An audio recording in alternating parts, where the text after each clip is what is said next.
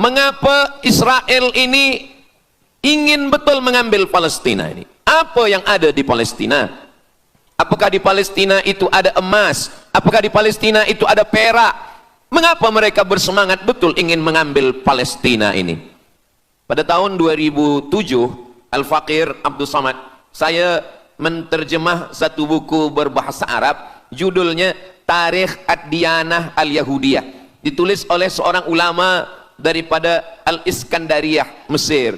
Di situ dia bagi satu jawaban. Kenapa orang Israel itu amat sangat menginginkan Palestina? Rupanya ada seorang bernama Israel. Israel maknanya dua. Isra abdun. El bahasa Hebrew language, bahasa Ibrani. El artinya Tuhan. Israel artinya hamba Tuhan. Tapi mereka punya makna yang kedua. Israel artinya al-musari' lillah. Al-musari' lillah, orang yang bergulat, orang yang mengalahkan Tuhan. Rupanya Tuhan pernah kalah. Dan ketika Tuhan kalah, lalu Tuhan memberikan hadiah satu petak tanah. Dan tanah itu adalah tanah Palestina menurut mereka. Jadi mereka meyakini bahwa ketika Tuhan dikalahkan oleh Israel, maka hadiahnya adalah bumi Palestina. Itulah kenapa mereka amat sangat ingin mengambil tanah itu.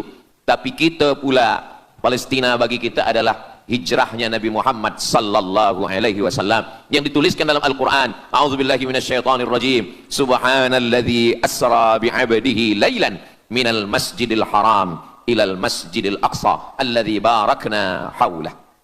Dulu semasa belajar di Al-Azhar ada satu subjek namanya Al-Milal wan Nihal. Al-Milal maknanya aliran-aliran keugamaan. Wan Nihal ugama-ugama. Maka salah satu aliran itu disebut dengan Zion. Zion adalah nama satu bukit yang ada di Palestina. Lalu mereka mengambil nama ini sebagai satu gerakan dunia. Dalam bahasa Arabnya disebut dengan As-Sahyuniyah atau Zionis. Mereka ingin mengembalikan Yahudi ke Palestina. Apa yang membuat mereka ingin? Rupa-rupanya mereka meyakini bahwa mereka menunggu-nunggu seorang lelaki. Lelaki itu bernama Mesyah. Dalam bahasa mereka sebut dengan Mesyah. Dalam bahasa Arabnya adalah Al-Masih. Al-Masih diambil dari kata masaha. Masaha artinya disapu. Kita dalam wudhu ada menyapu. Idza qumtum ila shalah, kalau kamu ingin sembahyang, faghsilu wujuhakum, muka dibasuh. Wa aydiyakum ilal marafiq, tangan pun dibasuh hingga ke siku. Tapi kepala dengan telinga tidak dibasuh. Kepala dengan telinga disapu.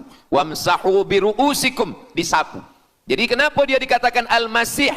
Kerana dua. Pertama, waktu lahirnya badannya disapu dengan minyak. Yang kedua, setelah dia besar, bila dia tengok orang lumpuh, dia sapu. Orang yang lumpuh boleh tegak berdiri. Bila nampak orang buta, dia sapu. Orang buta boleh menengok. Bila nampak orang mati, dia sapu. Dan orang mati pun boleh tegak berdiri. Dia tunjuk tanah, ya ard umbuti, wahai tanah tumbuh tanaman. Dia tunjuk langit, ya sama imtiri, turunkan hujan. Dia tunjuk orang mati, ya mayyit qum, orang mati tegak berdiri. Maka dia disebut dengan Al-Masih. Tapi Al-Masih ini ada yang original.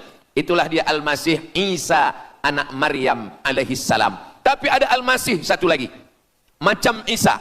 Orang Arab bila ada mangkuk mereka sebut dengan wi'a. Kalau mangkuk ini emas, mereka katakan al-wi'a az-zahabi, mangkuk emas. Tapi kalau mangkuk ini dari perak tapi dibalur dengan emas, mereka akan mengatakan al-wi'a al-mudajjal. Dia bukan emas, tapi dia nampak macam emas, maka dia namanya mudajjal. Begitu juga dengan Al-Masih ini. Al-Masih yang betul-betul Al-Masih, dia adalah Al-Masih Isa anak Maryam. Tapi ada yang macam Al-Masih, bentuknya macam Al-Masih, macam mukjizat Al-Masih, tapi dia bukan Al-Masih. Itulah dia Al-Masih Ad-Dajjal. Sebenarnya mereka sedang menunggu Al-Masih Ad-Dajjal. Kita pula sebelum salam kita minta perlindungan kepada Allah dari Al-Masih Ad-Dajjal. Allahumma inni a'udzubika min adzabi jahannam wa min adzabil qabri wa min fitnatil mahya wal mamat wa min syarri fitnatil masihid Dajjal. Kita minta tolong pada Allah supaya jauh daripada Dajjal. Mereka menunggu-nunggu Dajjal. Kenapa mereka ingin menunggu Dajjal? Sebab menurut mereka, bila Al-Masih Dajjal ini datang, maka nanti kambing akan berdamai dengan serigala. Semua akan hidup tenang. dan mereka akan menjadi penguasa dunia. Selain daripada Yahudi Israel adalah ghaim. Ghaim adalah keledai tunggangan. Jadi sebenarnya sesiapa saja pun yang bukan Yahudi, dia hanya akan menjadi keledai. Dan mereka ini adalah agama yang juga sebagai suku bangsa, yang juga sebagai sebuah negeri. Kita Islam, agama kita, tapi bangsa kita Melayu.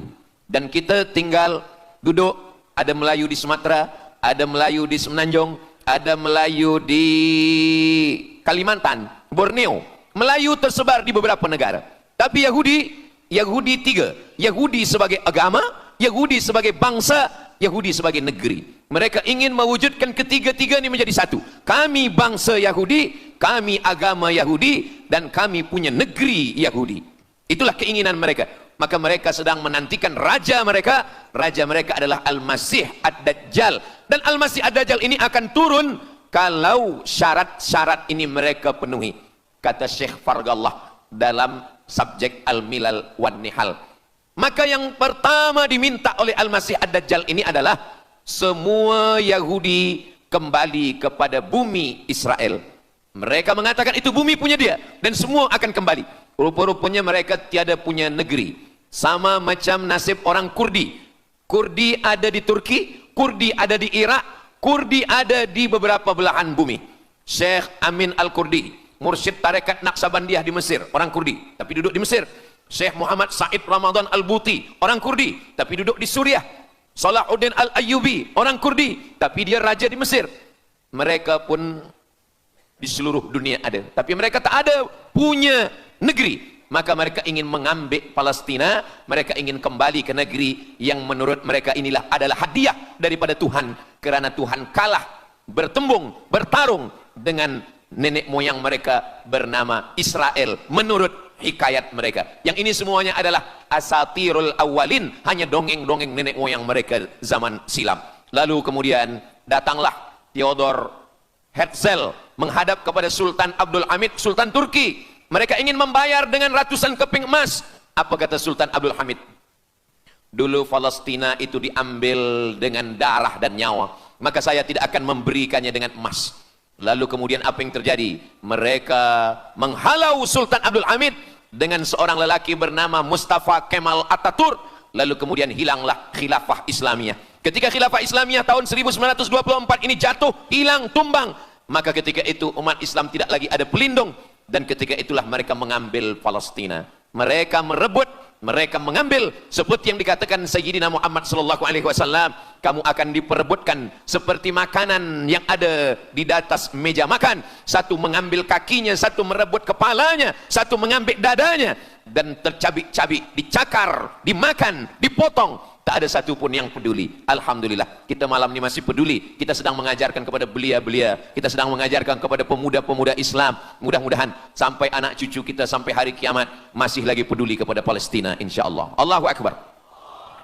Semua Yahudi kembali ke Palestina. Maka sekarang mereka sudah berkumpul. Berapa jumlah mereka? 9 juta Yahudi sudah berada di Palestina. Itu syarat supaya Al-Masih itu turun. Sebab Al-Masih tidak mahu turun kalau Yahudi-Yahudi ini tidak kembali ke Palestina menurut mereka. Maka Yahudi dari Rusia kembali, Yahudi yang ada dari Amerika kembali semuanya. Dari mulai tahun 1946 sampailah hari ini 2025, tahun hadapan 2026, 80 tahun lamanya mereka sudah berkumpul menunggu kedatangan Al-Masih dengan cara berkumpul. Dan mereka yang datang ini hanya keturunan Yahudi dari puak ibunya saja. Yahudi ini tidak menerima dari puak ayah. Jadi kalau ada ayahnya Yahudi, emaknya tak Yahudi, dia tiada diterima. Sebab mereka guna dari puak ibu. Maka bila ibunya Yahudi, maka dia akan diterima. Ada satu Yahudi yang tidak diterima, Yahudi Falasha dari Afrika. Yahudi Falasha ini datang, mereka dari Ethiopia, mereka menyeberang ke Sudan, dari Sudan mereka masuk ke Mesir, dan mereka datang ke Palestina. Mereka pun nak masuk juga, tapi mereka tertolak. Sebab dia mengaku Yahudi, tapi kulit dia hitam. Saya tak tahu di tempat kita, tapi di tempat saya banyak juga Yahudi, namanya Yahudi pesek.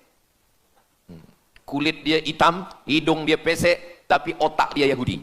Ini lebih berbahaya lagi. Mereka menyebarkan kebencian. Jadi sebenarnya Yahudi adalah makhluk yang paling unsuri, rasisme. Mereka tiada menerima selain daripada Yahudi. Siapapun yang datang ingin mengaku orang Yahudi, kalau ditengok nasabnya tidak sesuai daripada ibu, dia tidak akan diterima. Sedarlah wahai orang yang membela-bela Yahudi. Wahai orang yang membela Yahudi, kalau kamu bukan Yahudi, maka kamu tidak akan diterima, kerana Yahudi adalah agama, Yahudi adalah bangsa, dan Yahudi adalah negeri. Mereka ingin mewujudkan ini. Maka berdatanganlah Yahudi beramai-ramai, lalu mereka pun turun ke Palestina. Sampai hari ini mereka terus berdatangan. Lalu kemudian yang kedua, syarat Yahudi didatangi oleh Al-Masih, Mesias, mereka mesti menanam tanaman yang hijau. Jadi kalau mereka bayangkan, Al-Masih ini sedang berada di langit, dia selalu memandang ke bawah, dia tengok Yahudi dah berkumpul atau belum. Kalau berkumpul dia tak nak turun. Bila dah berkumpul semua ramai, baru dia turun. Dah berkumpul 5 juta, dia belum juga turun. Dah berkumpul 9 juta, dia belum juga turun. Rupanya yang kedua, dia ingin supaya tanah Palestina itu hijau. Bila nanti dah hijau semua, baru dia turun. Dan tanaman yang hijau itu pun dia yang memilihkan tanamannya. Tanamannya adalah yang disebutkan Nabi 14 abad silam, Syajaratul Gharqad. Nanti semua akan membela umat Islam. Sampai-sampai batu berkata, apa kata batu?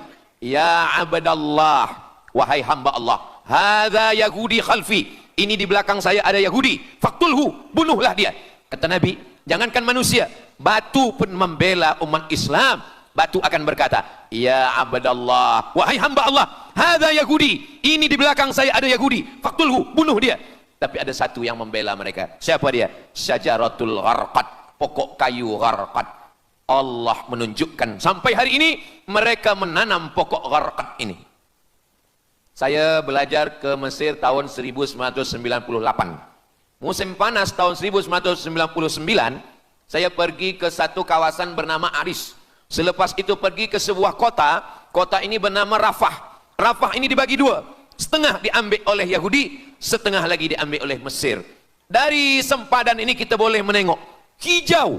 Lalu saya pun bertanya kepada ulama yang mendampingi kami, Tuan Syekh, itu pokok apa yang hijau? Kata Syekh, itulah pokok yang disebutkan Nabi Muhammad sallallahu alaihi wasallam. Pokok itu bernama Syajaratul Gharqad, dan mereka memang menanam pokok itu sekarang. Supaya apa? Supaya Al-Masih menengok dari atas, bila dia tengok dah hijau, dia pun akan turun menurut keyakinan Yahudi. Yahudi sudah berkumpul 9 juta orang. Pokok Gharqad sudah ditanam, sudah. Ada lagi. Apa dia? Mesti menghancurkan Babilonia. Babilonia adalah raja yang dulu menghancurkan kerajaan Yahudi. Nama rajanya Nebukadnezar. Nebukadnezar dari Babilonia menghancurkan kerajaan Yahudi. Maka Yahudi ini pendendam. Orang yang paling dendam di atas dunia ini adalah Yahudi. Nebukadnezar sudah lama musnah, tapi dendam mereka kepada Irak sampai hari ini. Babilonia itu adalah Irak. Maka siapapun yang menjadi penguasa, pasti mereka akan perintahkan untuk menghantam Irak. Dari mula George Bush sampailah sekarang, Irak selalu dihantam. Dituduh bahwa Irak ada punya senjata membunuh manusia. Mereka katakan bahwa Saddam Hussein ini ada memiliki senjata yang boleh menghancurkan peradaban manusia. Akhirnya mereka membunuh Saddam Hussein. Apa yang terjadi? Sampai hari ini Saddam Hussein tiada memiliki apapun untuk menghancurkan umat manusia. Jadi sebenarnya adalah ini agenda daripada Yahudi. Mereka ingin menghancurkan Babilonia, dan Babilonia itu adalah Irak pada zaman modern sekarang ini. Setiap penguasa-penguasa pasti menghancurkan Irak, sebab mereka amat sangat benci dan dendam kesumat kepada Irak. Ada buku judulnya Al-Yahud fi Masr, fi Misr, orang Yahudi di Mesir. Lalu kemudian seorang jenderal Yahudi bernama Musa Dayan. Musa Dayan buta matanya sebelah. Lalu Musa Dayan ini meminta kepada Presiden Prancis bernama De Gaulle. Lalu De Gaulle pun menelpon Presiden Mesir bernama Anwar Sadat. Bukunya ada, saya simpan di rumah. Dia katakan bahwa kepada Anwar Sadat, wahai Tuan Presiden Anwar Sadat, ini mami yang ada di Museum Mesir Kaherah itu sedang sakit. Jadi untuk menyehatkannya mesti dibawa ke Prancis, ke Paris. Lalu disediakanlah pesawat terbang untuk membawa mami ini. Dulu saya pernah dengar tazkirah Ustaz Azhar Idrus, jangan anak panggil mak mami, sebab mami itu inilah mami Fir'aun. Mami return. Ini mami ini sakit, maka dia mesti disehatkan, ada bakteri, maka dia mesti disehatkan, dibawa ke Paris, Prancis. Akhirnya diterbangkan pada masa Presiden Anwar Sadat, dibawa ke hospital. Sampai di hospital, rupa-rupanya Jenderal Musa Dayan yang buta sebelah sudah menunggu Mami. Begitu Mami Ramses II, Fir'aun sampai, dia terus meninju muka Mami itu. Kenapa? Sebab dia dendam. Inilah yang dulu menghalau nenek moyang dia dari Mesir. Gila. Yahudi ini adalah orang-orang yang gila. Sampai hari ini mereka punya dendam yang tak berkesudahan. Sampai Mami yang sudah menjadi kering, kita pun menengoknya biasa-biasa saja. Tapi Musa Dayan melampiaskan dendam kesumat dia sampai pada masa Presiden Anwar Sadat, yang akhirnya Anwar Sadat pun mati terbunuh ditembak oleh Khalid Islambuli. Begitulah Allah Subhanahu wa taala menceritakan saksi sejarah supaya umat Islam faham bagaimana pikiran, bagaimana sakit jiwanya orang-orang Yahudi. Mereka sudah berkumpul di Palestina 9 juta. Tanam-tanaman hijau sudah ditanam. Irak sudah dihantam. Hancur lebur Irak. Apa lagi yang mereka lakukan? Tanah Palestina mesti merah. Tanah Palestina tidak boleh hitam. Tanah Palestina mesti merah. Apa yang membuat tanah Palestina merah? Merah karena darah budak-budak, anak-anak yang tak berdosa dari Palestina. Jadi kalau ada orang yang hari ini terheran-heran, mengapa mereka membunuh budak kecil? Mengapa mereka menjatuhkan bom untuk menghancurkan rumah, membunuh perempuan yang hamil tiada berdosa? Tapi bila orang faham, dia mengerti, sesungguhnya mereka ingin supaya darah anak-anak yang tiada berdosa itu tumpah. Kalau darah itu sudah tumpah, disitulah mereka menantikan supaya Al-Masih, Mesiah itu turun membela. Sebab itu adalah raja di raja mereka. Apa yang terjadi sebenarnya hari ini? Yang terjadi sebenarnya adalah mereka membangun, membina sebuah kerajaan dari khayal, dari pikiran gila. Maka ada seorang yang tidak percaya kepada Allah. Dia atheist, dia tak percaya kepada Tuhan. Namanya Roger Jarroudi. Tapi akhirnya dia dapat hidayah. Dia masuk Islam. Selepas masuk Islam, dia tulis buku bahwa Israel, Yahudi mendirikan negara berdasarkan mitologi, berdasarkan khurafat, berdasarkan kisah-kisah bohong, dusta. Tapi mereka percaya dengan dusta itu.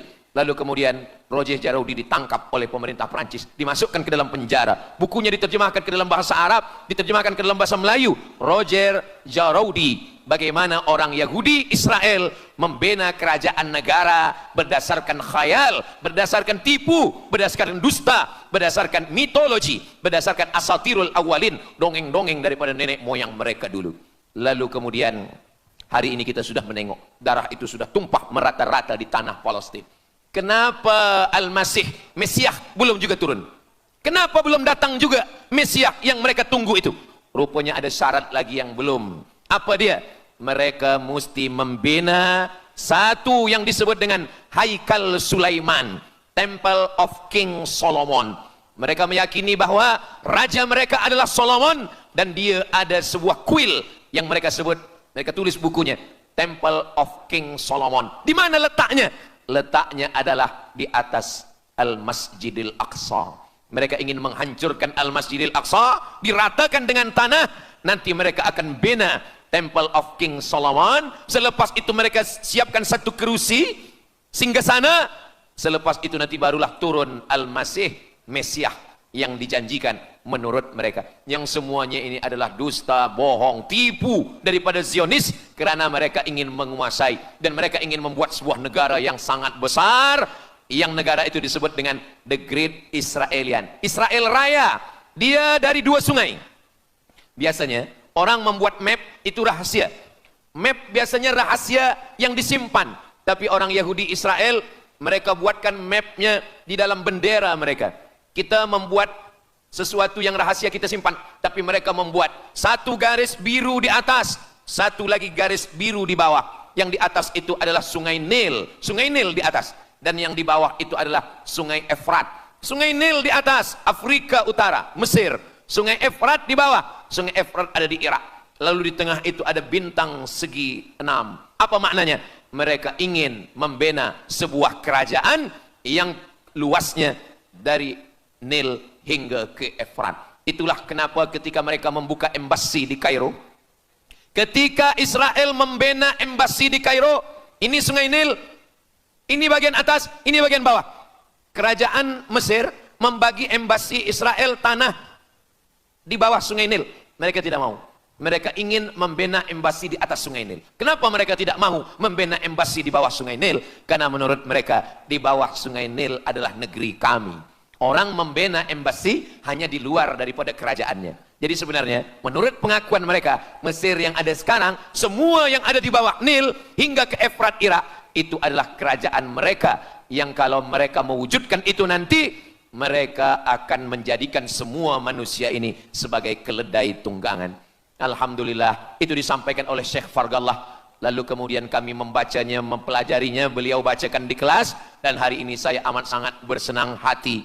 Tapi kita tetap susah hati dengan Palestina. Saya merasa senang hati sebab saya boleh menyampaikannya kepada para belia pemuda muslimin muslimat yang hadir malam ini. Macam mana suara saya, jelas tak jelas? Jelas. Yang saya sampaikan ini boleh faham? Alhamdulillah. Yang tak faham, nanti faham sendiri insyaAllah.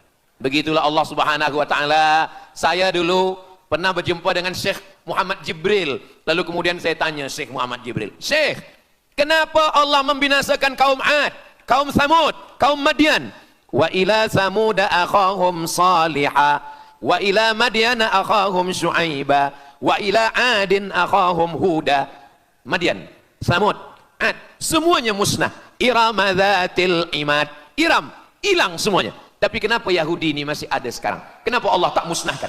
Kata Syekh Muhammad Jibril, Allah Maha Kuasa untuk memusnahkan Yahudi, Israel. Senang saja bagi Allah. Innama amruhu idza arada syai'an ayyakula lahu kun fayakun. Yahudi Israel mati semua rata dengan tanah. Satu jeritan malaikat mati mereka semua. Allah goncangkan bumi, habis mereka ditelan bumi.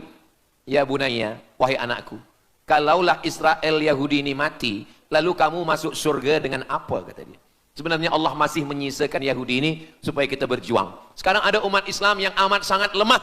Dia bukannya ikut berjuang, tapi melemahkan perjuangan orang. Bila ada umat Islam yang berkumpul beramai-ramai, solidariti tentang Palestin, dia berkata, katanya Allah Maha Kuasa, kenapa Allah tak binasakan?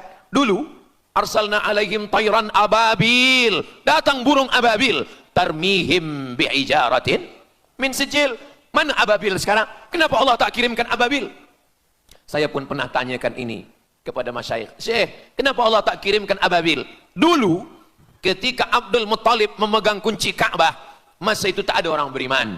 Abdul Muttalib bersendirian, lalu kemudian dia datang ke Ka'bah, dia letakkan kunci itu. Ya Allah, inna lihadzal baiti rabban yahmih. Saya sendiri seorang saja, saya tak sanggup untuk menolong Ka'bah. Inna lihadzal baiti rabban yahmih. Ka'bah ini ada pemiliknya, Ka'bah ini ada pelindungnya, Allah akan melindungi. Itulah mengapa Allah mengirimkan alam tara kaifa fa'ala rabbuka bi ashabil fil alam yaj'al kaidahum fi tadlil. Kenapa Allah kirimkan tayran ababil? Karena tidak ada orang beriman, hanya Abdul Muttalib sendiri.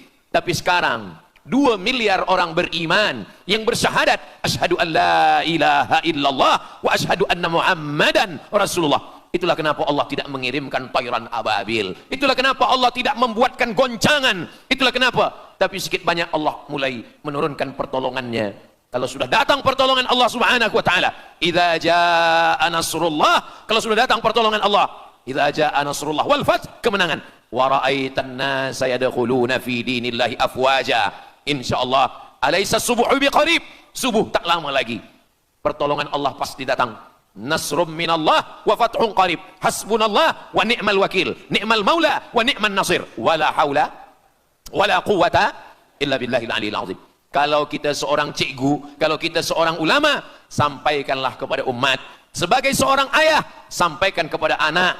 Sebagai seorang ahli keluarga, kita mesti ingatkan, buatkan baju dengan lambang, simbol, bendera penderitaan Palestina. Kalau kita menonton dengan keluarga di rumah, tontonkan bagaimana penderitaan anak-anak di Palestina. Saya di rumah ada gambar besar, gambar Palestina. Sehingga setiap kali tamu datang, kita bercerita, dia tanya, ini gambar apa nih Ustaz? Inilah gambar saudara kita yang sedang teraniaya di Palestina.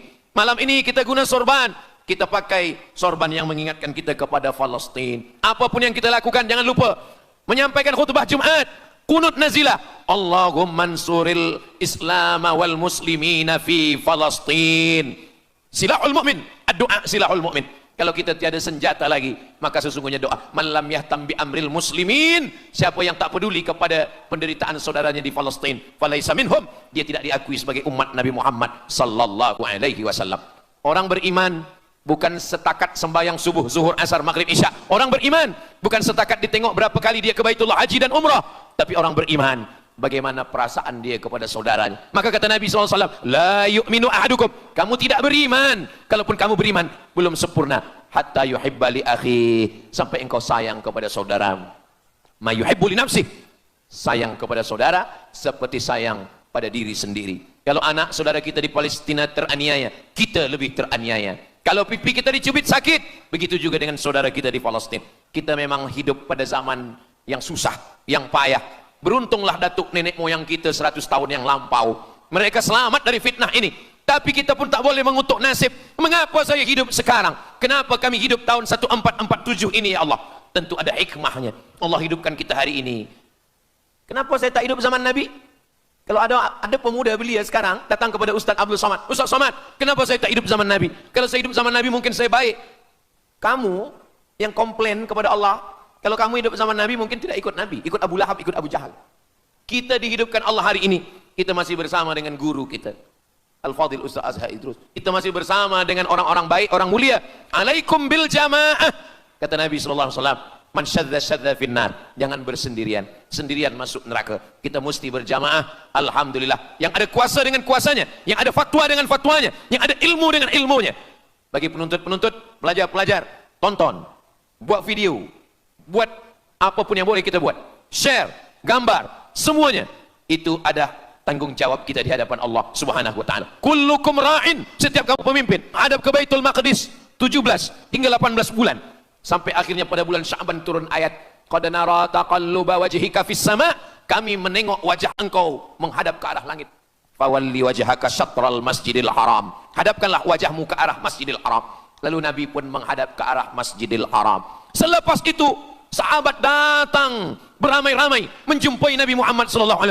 Ya Rasulullah, bagaimana saudara kami yang sembahyang, yang solat 16 bulan, 17 bulan, 18 bulan, dia menghadap ke Palestina, apakah solatnya diterima Allah? Turun ayat, wa ma kana Allahu liyudhi'a imanahum. Tafsirnya, wa ma kana Allahu liyudhi'a salatahum. Allah tidak menyia-nyiakan sembahyang mereka, Allah tidak menyia-nyiakan solat mereka. Sembahyang mereka yang dulu menghadap ke Baitul Maqdis diterima Allah atau tidak? Itu yang mereka cemaskan, itu yang mereka khawatirkan. Sembahyang yang 18 bulan itu yang mereka takutkan. Bagaimana kita sekarang? Bagaimana sembahyang saudara kita? Bagaimana puasa mereka? Bagaimana musim sejuk? Mereka sejuk. Bagaimana mereka tak boleh makan, tak boleh minum? Kalau kita sudah berbuat di luar kemampuan kita, kita tidak akan dituntut di hadapan Allah. La yukallifullahu nafsan illa wus'aha. Mudah-mudahan apa yang kita lakukan malam ini, kita bangkitkan semangat jamaah. Selemah-lemahnya adalah doa. Selemah-lemah kekuatan orang beriman adalah melafazkan doa kepada Allah supaya Allah memberikan pertolongan. Tak ada yang susah bagi Allah Subhanahu wa taala.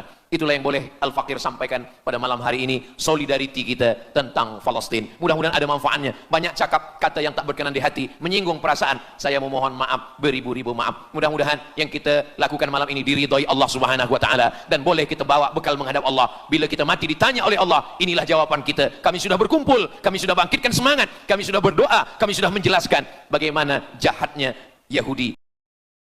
Mengapa Israel ini ingin betul mengambil Palestina ini? Apa yang ada di Palestina? Apakah di Palestina itu ada emas? Apakah di Palestina itu ada perak? Mengapa mereka bersemangat betul ingin mengambil Palestina ini? Pada tahun 2007, Al-Fakir Abdul Somad, saya menterjemah satu buku berbahasa Arab, judulnya Tarikh Ad-Diyanah Al-Yahudiyah, ditulis oleh seorang ulama daripada Al-Iskandariyah, Mesir. Di situ dia bagi satu jawaban. Kenapa orang Israel itu amat sangat menginginkan Palestina? Rupanya ada seorang bernama Israel. Israel maknanya dua. Isra abdun. El bahasa Hebrew language, bahasa Ibrani. El artinya Tuhan. Israel artinya hamba Tuhan. Tapi mereka punya makna yang kedua. Israel artinya al-musari' lillah. Al-musari' lillah, orang yang bergulat, orang yang mengalahkan Tuhan. Rupanya Tuhan pernah kalah. Dan ketika Tuhan kalah, lalu Tuhan memberikan hadiah satu petak tanah. Dan tanah itu adalah tanah Palestina. Menurut mereka. Jadi mereka meyakini bahwa ketika Tuhan dikalahkan oleh Israel, maka hadiahnya adalah bumi Palestina. Itulah kenapa mereka amat sangat ingin mengambil tanah itu. Tapi kita pula, Palestina bagi kita adalah hijrahnya Nabi Muhammad sallallahu alaihi wasallam yang dituliskan dalam Al-Qur'an. A'udzubillahi minasyaitonir rajim. Subhanalladzi asra bi'abdihi lailan minal masjidil haram ilal masjidil aqsa alladzi barakna haulah. Dulu semasa belajar di Al-Azhar ada satu subjek namanya Al-Milal wan Nihal. Al-Milal maknanya aliran-aliran keugamaan. Wan Nihal ugama-ugama. Maka salah satu aliran itu disebut dengan Zion. Zion adalah nama satu bukit yang ada di Palestina. Lalu mereka mengambil nama ini sebagai satu gerakan dunia. Dalam bahasa Arabnya disebut dengan As-Sahyuniyah atau Zionis. Mereka ingin mengembalikan Yahudi ke Palestina. Apa yang membuat mereka ingin? Rupa-rupanya mereka meyakini bahwa mereka menunggu-nunggu seorang lelaki. Lelaki itu bernama Mesiah. Dalam bahasa mereka sebut dengan Mesiah. Dalam bahasa Arabnya adalah Al-Masih. Al-Masih diambil dari kata masaha. Masaha artinya disapu. Kita dalam wudhu ada menyapu. Idza qumtum ila shalah, kalau kamu ingin sembahyang, faghsilu wujuhakum, muka dibasuh. Wa aydiyakum ilal marafiq, tangan pun dibasuh hingga ke siku. Tapi kepala dengan telinga tidak dibasuh. Kepala dengan telinga disapu. Wamsahu biru'usikum, disapu. Jadi kenapa dia dikatakan Al-Masih? Kerana dua. Pertama, waktu lahirnya badannya disapu dengan minyak. Yang kedua, setelah dia besar, bila dia tengok orang lumpuh, dia sapu. Orang yang lumpuh boleh tegak berdiri. Bila nampak orang buta, dia sapu. Orang buta boleh menengok. Bila nampak orang mati, dia sapu. Dan orang mati pun boleh tegak berdiri. Dia tunjuk tanah, ya ard umbuti, wahai tanah tumbuh tanaman. Dia tunjuk langit, ya sama imtiri, turunkan hujan. Dia tunjuk orang mati, ya mayyit qum, orang mati tegak berdiri. Maka dia disebut dengan Al-Masih. Tapi Al-Masih ini ada yang original. Itulah dia Al-Masih Isa anak Maryam alaihi salam. Tapi ada Al-Masih satu lagi. Macam Isa. Orang Arab bila ada mangkuk, mereka sebut dengan wi'a. Kalau mangkuk ini emas, mereka katakan al-wi'a adz-dzahabi, mangkuk emas. Tapi kalau mangkuk ini dari perak, tapi dibalur dengan emas, mereka akan mengatakan al-wi'a al-mudajjal. Dia bukan emas, tapi dia nampak macam emas, maka dia namanya mudajjal. Begitu juga dengan Al-Masih ini. Al-Masih yang betul-betul Al-Masih, dia adalah Al-Masih Isa anak Maryam. Tapi ada yang macam Al-Masih, bentuknya macam Al-Masih, macam mukjizat Al-Masih, tapi dia bukan Al-Masih. Itulah dia Al-Masih Ad-Dajjal. Sebenarnya mereka sedang menunggu Al-Masih Ad-Dajjal. Kita pula sebelum salam, kita minta perlindungan kepada Allah dari Al-Masih Ad-Dajjal. Allahumma inni a'udzubika min adzabi jahannam wa min adzabil qabri wa min fitnatil mahya wal mamat wa min syarri fitnatil masihid dajjal. Kita minta tolong pada Allah supaya jauh daripada Dajjal. Mereka menunggu Dajjal. Kenapa mereka ingin menunggu Dajjal? Sebab menurut mereka, bila Al-Masih Dajjal ini datang, maka nanti kambing akan berdamai dengan serigala. Semua akan hidup tenang dan mereka akan menjadi penguasa dunia. Selain daripada Yahudi Israel adalah ghaim. Ghaim adalah keledai tunggangan. Jadi sebenarnya sesiapa saja pun yang bukan Yahudi, dia hanya akan menjadi keledai. Dan mereka ini adalah agama yang juga sebagai suku bangsa, yang juga sebagai sebuah negeri. Kita Islam, agama kita, tapi bangsa kita Melayu. Dan kita tinggal duduk, ada Melayu di Sumatera, ada Melayu di Semenanjung, ada Melayu di Kalimantan, Borneo. Melayu tersebar di beberapa negara.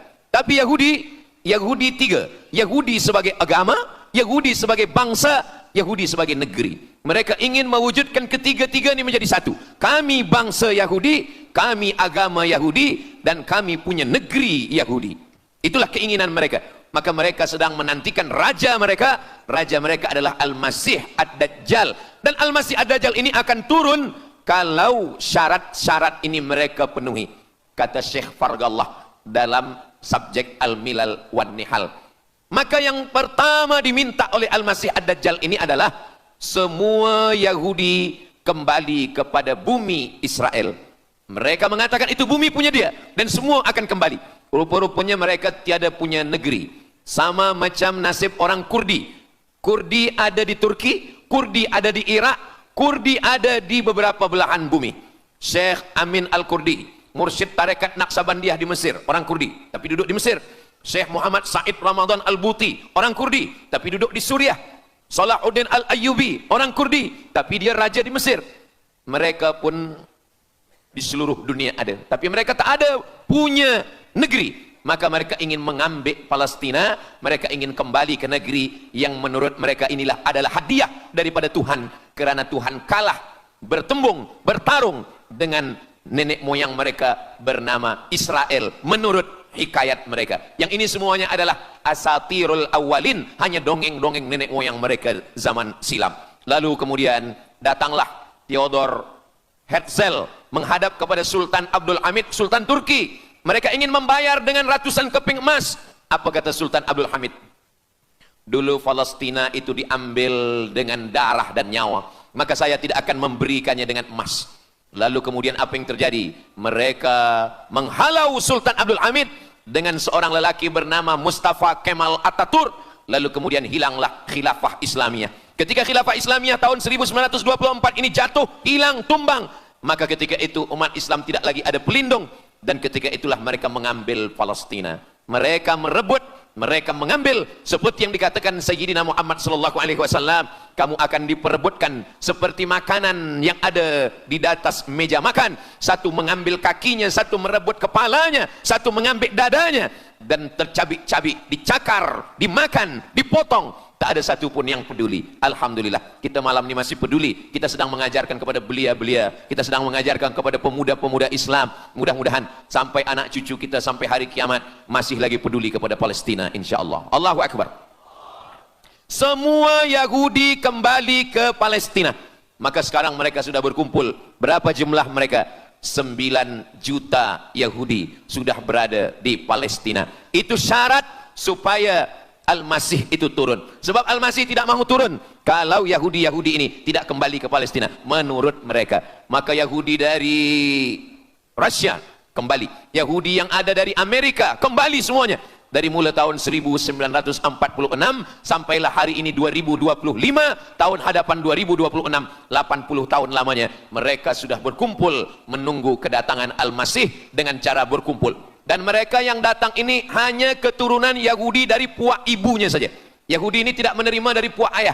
Jadi kalau ada ayahnya Yahudi, emaknya tak Yahudi, dia tiada diterima. Sebab mereka guna dari puak ibu. Maka bila ibunya Yahudi, maka dia akan diterima. Ada satu Yahudi yang tidak diterima, Yahudi Falasha dari Afrika. Yahudi Falasha ini datang, mereka dari Ethiopia, mereka menyeberang ke Sudan, dari Sudan mereka masuk ke Mesir, dan mereka datang ke Palestina. Mereka pun nak masuk juga, tapi mereka tertolak. Sebab dia mengaku Yahudi, tapi kulit dia hitam. Saya tak tahu di tempat kita, tapi di tempat saya banyak juga Yahudi, namanya Yahudi pesek. Kulit dia hitam, hidung dia pesek, tapi otak dia Yahudi. Ini lebih berbahaya lagi. Mereka menyebarkan kebencian. Jadi sebenarnya Yahudi adalah makhluk yang paling unsuri, rasisme. Mereka tiada menerima selain daripada Yahudi. Siapapun yang datang ingin mengaku orang Yahudi, kalau ditengok nasabnya tidak sesuai daripada ibu, dia tidak akan diterima. Sedarlah wahai orang yang membela-bela Yahudi. Wahai orang yang membela Yahudi, kalau kamu bukan Yahudi, maka kamu tidak akan diterima, kerana Yahudi adalah agama, Yahudi adalah bangsa, dan Yahudi adalah negeri. Mereka ingin mewujudkan ini. Maka berdatanganlah Yahudi beramai-ramai, lalu mereka pun turun ke Palestina. Sampai hari ini mereka terus berdatangan. Lalu kemudian yang kedua, syarat Yahudi didatangi oleh Al-Masih, Mesias, mereka mesti menanam tanaman yang hijau. Jadi kalau mereka bayangkan, Al-Masih ini sedang berada di langit, dia selalu memandang ke bawah. Dia tengok, Yahudi dah berkumpul atau belum? Kalau berkumpul dia tak nak turun. Bila dah berkumpul semua ramai, baru dia turun. Dah berkumpul 5 juta, dia belum juga turun. Dah berkumpul 9 juta, dia belum juga turun. Rupanya yang kedua, dia ingin supaya tanah Palestina itu hijau. Bila nanti dah hijau semua, baru dia turun. Dan tanaman yang hijau itu pun dia yang memilihkan tanamannya. Tanamannya adalah yang disebutkan Nabi 14 abad silam, Syajaratul Gharqad. Nanti semua akan membela umat Islam. Sampai-sampai batu berkata, apa kata batu? Ya abdallah, wahai hamba Allah, hadza Yahudi khalfi, ini di belakang saya ada Yahudi, faktulhu, bunuhlah dia. Kata Nabi, jangankan manusia, batu pun membela umat Islam. Batu akan berkata, ya abdallah, wahai hamba Allah, hadza Yahudi, ini di belakang saya ada Yahudi, faktulhu, bunuh dia. Tapi ada satu yang membela mereka. Siapa dia? Syajaratul Gharqad, pokok kayu Gharqad. Allah menunjukkan sampai hari ini mereka menanam pokok Gharqad ini. Saya belajar ke Mesir tahun 1998. Musim panas tahun 1999, saya pergi ke satu kawasan bernama Aris. Selepas itu pergi ke sebuah kota, kota ini bernama Rafah. Rafah ini dibagi dua, setengah diambil oleh Yahudi, setengah lagi diambil oleh Mesir. Dari sempadan ini kita boleh menengok hijau. Lalu saya pun bertanya kepada ulama yang mendampingi kami, Tuan Syekh, itu pokok apa yang hijau? Kata Syekh, itulah pokok yang disebutkan Nabi Muhammad sallallahu alaihi wasallam. Pokok itu bernama Syajaratul Gharqad, dan mereka memang menanam pokok itu sekarang. Supaya apa? Supaya Al-Masih menengok dari atas, bila dia tengok dah hijau, dia pun akan turun menurut keyakinan Yahudi. Yahudi sudah berkumpul 9 juta orang. Pokok Gharqad sudah ditanam, sudah. Ada lagi, apa dia? Mesti menghancurkan Babilonia. Babilonia adalah raja yang dulu menghancurkan kerajaan Yahudi. Nama rajanya Nebukadnezar. Nebukadnezar dari Babilonia menghancurkan kerajaan Yahudi. Maka Yahudi ini pendendam. Orang yang paling dendam di atas dunia ini adalah Yahudi. Nebukadnezar sudah lama musnah, tapi dendam mereka kepada Irak sampai hari ini. Babilonia itu adalah Irak. Maka siapapun yang menjadi penguasa, pasti mereka akan perintahkan untuk menghantam Irak. Dari mula George Bush sampailah sekarang, Irak selalu dihantam. Dituduh bahwa Irak ada punya senjata membunuh manusia.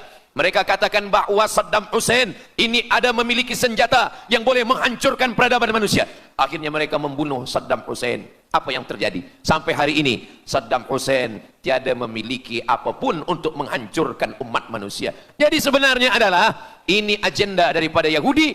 Mereka ingin menghancurkan Babilonia, dan Babilonia itu adalah Irak pada zaman modern sekarang ini. Setiap penguasa-penguasa pasti menghancurkan Irak, sebab mereka amat sangat benci dan dendam kesumat kepada Irak. Ada buku judulnya Al-Yahud fi Masr, orang Yahudi di Mesir. Lalu kemudian seorang jenderal Yahudi bernama Musa Dayan. Musa Dayan buta matanya sebelah. Lalu Musa Dayan ini meminta kepada Presiden Prancis bernama De Gaulle. Lalu De Gaulle pun menelpon Presiden Mesir bernama Anwar Sadat. Bukunya ada, saya simpan di rumah. Dia katakan bahwa kepada Anwar Sadat, wahai Tuan Presiden Anwar Sadat, ini mami yang ada di Museum Mesir Kaherah itu sedang sakit. Jadi untuk menyehatkannya mesti dibawa ke Prancis, ke Paris. Lalu disediakanlah pesawat terbang untuk membawa mami ini. Dulu saya pernah dengar tazkirah Ustaz Azhar Idrus, jangan anak panggil mami, sebab mami itu inilah mami Fir'aun. Mami return. Ini mami ini sakit, maka dia mesti disehatkan, ada bakteri, maka dia mesti disehatkan, dibawa ke Paris, Prancis. Akhirnya diterbangkan pada masa Presiden Anwar Sadat. Dibawa ke hospital, sampai di hospital, rupa-rupanya Jenderal Musa Dayan yang buta sebelah sudah menunggu mami. Begitu mami Ramses II, Fir'aun sampai, dia terus meninju muka mami itu. Kenapa? Sebab dia dendam. Inilah yang dulu menghalau nenek moyang dia dari Mesir. Gila. Yahudi ini adalah orang-orang yang gila. Sampai hari ini, mereka punya dendam yang tak berkesudahan. Sampai mami yang sudah menjadi kering, kita pun menengoknya biasa-biasa saja. Tapi Musa Dayan melampiaskan dendam kesumat dia sampai pada masa Presiden Anwar Sadat, yang akhirnya Anwar Sadat pun mati terbunuh ditembak oleh Khalid Islambuli. Begitulah Allah Subhanahu wa taala menceritakan saksi sejarah supaya umat Islam faham bagaimana fikiran, bagaimana sakit jiwanya orang-orang Yahudi. Mereka sudah berkumpul di Palestina 9 juta. Tanam-tanaman hijau sudah ditanam. Irak sudah dihantam, hancur lebur Irak. Apa lagi yang mereka lakukan? Tanah Palestina mesti merah. Tanah Palestina tidak boleh hitam. Tanah Palestina mesti merah. Apa yang membuat tanah Palestina merah? Merah karena darah budak-budak anak-anak yang tak berdosa dari Palestina. Jadi kalau ada orang yang hari ini terheran-heran, mengapa mereka membunuh budak kecil? Mengapa mereka menjatuhkan bom untuk menghancurkan rumah, membunuh perempuan yang hamil tiada berdosa? Tapi bila orang faham, dia mengerti, sesungguhnya mereka ingin supaya darah anak-anak yang tiada berdosa itu tumpah. Kalau darah itu sudah tumpah, disitulah mereka menantikan supaya Al-Masih Mesias itu turun membela, sebab itu adalah raja di raja mereka. Apa yang terjadi sebenarnya hari ini? Yang terjadi sebenarnya adalah mereka membangun, membina sebuah kerajaan dari khayal, dari fikiran gila. Maka ada seorang yang tidak percaya kepada Allah, dia atheist, dia tak percaya kepada Tuhan, namanya Roger Jaroudi. Tapi akhirnya dia dapat hidayah, dia masuk Islam. Selepas masuk Islam, dia tulis buku bahwa Israel Yahudi mendirikan negara berdasarkan mitologi, berdasarkan khurafat, berdasarkan kisah-kisah bohong, dusta. Tapi mereka percaya dengan dusta itu. Lalu kemudian Roger Jaroudi ditangkap oleh pemerintah Prancis, dimasukkan ke dalam penjara. Bukunya diterjemahkan ke dalam bahasa Arab, diterjemahkan ke dalam bahasa Melayu. Roger Jaroudi, bagaimana orang Yahudi Israel membina kerajaan negara berdasarkan khayal, berdasarkan tipu, berdasarkan dusta, berdasarkan mitologi, berdasarkan asatirul awalin, dongeng-dongeng daripada nenek moyang mereka dulu. Lalu kemudian hari ini kita sudah menengok, darah itu sudah tumpah merata-rata di tanah Palestina. Kenapa Al-Masih Mesias belum juga turun? Kenapa belum datang juga Mesias yang mereka tunggu itu? Rupanya ada syarat lagi yang belum. Apa dia? Mereka mesti membina satu yang disebut dengan Haikal Sulaiman, Temple of King Solomon. Mereka meyakini bahwa raja mereka adalah Solomon, dan dia ada sebuah kuil yang mereka sebut, mereka tulis bukunya, Temple of King Solomon. Di mana letaknya? Letaknya adalah di atas Al-Masjidil Aqsa. Mereka ingin menghancurkan Al-Masjidil Aqsa, diratakan dengan tanah. Nanti mereka akan bina Temple of King Solomon. Selepas itu mereka siapkan satu kerusi singgasana. Selepas itu nanti barulah turun Al-Masih Mesias yang dijanjikan menurut mereka. Yang semuanya ini adalah dusta, bohong, tipu daripada Zionis, kerana mereka ingin menguasai dan mereka ingin membuat sebuah negara yang sangat besar, yang negara itu disebut dengan The Great Israelian, Israel Raya. Dia dari dua sungai. Biasanya orang membuat map itu rahasia. Map biasanya rahasia yang disimpan, tapi orang Yahudi Israel, mereka buatkan mapnya di dalam bendera mereka. Kita membuat sesuatu yang rahasia kita simpan, tapi mereka membuat satu garis biru di atas, satu lagi garis biru di bawah. Yang di atas itu adalah sungai Nil di atas, dan yang di bawah itu adalah sungai Efrat. Sungai Nil di atas, Afrika Utara, Mesir. Sungai Efrat di bawah, sungai Efrat ada di Irak. Lalu di tengah itu ada bintang segi 6. Apa maknanya? Mereka ingin membina sebuah kerajaan yang luasnya dari Nil hingga ke Efrat. Itulah kenapa ketika mereka membuka embasi di Kairo, ketika Israel membina embasi di Kairo, ini sungai Nil, ini bagian atas, ini bagian bawah. Kerajaan Mesir membagi embasi Israel tanah di bawah sungai Nil. Mereka tidak mau. Mereka ingin membina embasi di atas sungai Nil. Kenapa mereka tidak mau membina embasi di bawah sungai Nil? Karena menurut mereka di bawah sungai Nil adalah negeri kami. Orang membina embasi hanya di luar daripada kerajaannya. Jadi sebenarnya menurut pengakuan mereka, Mesir yang ada sekarang, semua yang ada di bawah Nil hingga ke Efrat Irak, itu adalah kerajaan mereka, yang kalau mereka mewujudkan itu nanti, mereka akan menjadikan semua manusia ini sebagai keledai tunggangan. Alhamdulillah, itu disampaikan oleh Syekh Fargallah. Lalu kemudian kami membacanya, mempelajarinya, beliau bacakan di kelas, dan hari ini saya amat sangat bersenang hati. Tapi kita tetap susah hati dengan Palestina. Saya merasa senang hati sebab saya boleh menyampaikannya kepada para belia pemuda muslimin muslimat yang hadir malam ini. Macam mana suara saya, jelas tak jelas? Jelas. Yang saya sampaikan ini boleh faham? Alhamdulillah. Yang tak faham nanti faham sendiri insyaallah. Begitulah Allah Subhanahu wa taala. Saya dulu pernah berjumpa dengan Syekh Muhammad Jibril. Lalu kemudian saya tanya Syekh Muhammad Jibril, "Syekh, kenapa Allah membinasakan kaum Ad? kaum Samud, kaum Madian. Wa ila Samud akhahum Salihah, wa ila Madian akhahum Syuaiba, wa ila Adin akhahum Huda. Madian, Samud, Ad, semuanya musnah. Iram dzatil imad. Iram, hilang semuanya. Tapi kenapa Yahudi ini masih ada sekarang? Kenapa Allah tak musnahkan? Kata Syekh Muhammad Jibril, Allah Maha Kuasa untuk memusnahkan Yahudi, Israel. Senang saja bagi Allah. Innama amruhu idza arada syai'an ayyakula lahu kun fayakun. Yahudi Israel mati semua rata dengan tanah. Satu jeritan malaikat mati mereka semua. Allah goncangkan bumi, habis mereka ditelan bumi. Ya bunayya, wahai anakku, kalaulah Israel Yahudi ini mati, lalu kamu masuk surga dengan apa, kata dia.